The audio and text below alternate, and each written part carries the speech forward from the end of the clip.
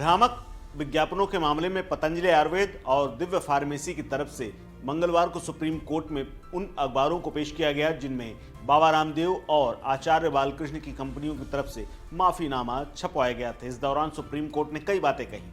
उन्होंने ये भी कहा कि वो राज्यों की लाइसेंसिंग अथॉरिटी और केंद्र सरकार द्वारा भ्रामक विज्ञापनों से निपटने के संबंध में उठाए जा रहे कदमों का विश्लेषण करेगी।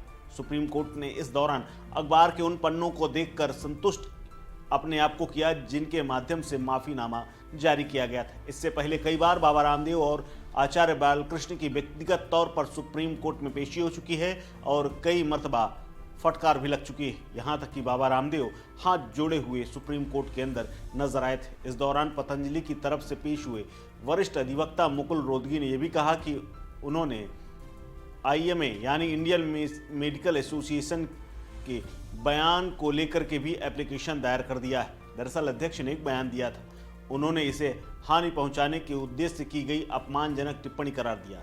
IMA अध्यक्ष ने सुप्रीम कोर्ट द्वारा एलोपैथिक डॉक्टरों पर टिप्पणी पर सवाल उठाए थे। दरअसल मुकुल रोहतगी ने इस मामले को गंभीर बताया और उन्होंने कहा कि जिस पर सुप्रीम कोर्ट के जज एहसानुद्दीन अमानुल्लाह ने कहा कि अगर IMA आरोपों पर जवाब नहीं देता तो उसे नोटिस जारी किया जाएगा।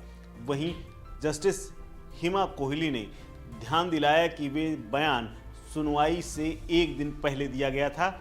ऐसे में ये नहीं कहा जा सकता कि अनजान बेखबर होने के कारण ये टिप्पणी की गई।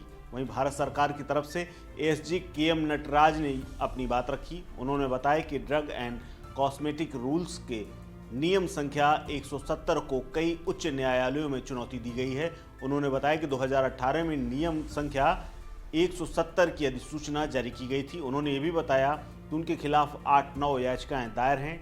उन्होंने आगे कहा कि दिल्ली हाई कोर्ट में इस नियम के तहत कोई बड़ी कड़ी कार्रवाई न करने के निर्देश दिए गए थे। बाद में Kerala high court, Mumbai high court ने भी इसे दोहराया था।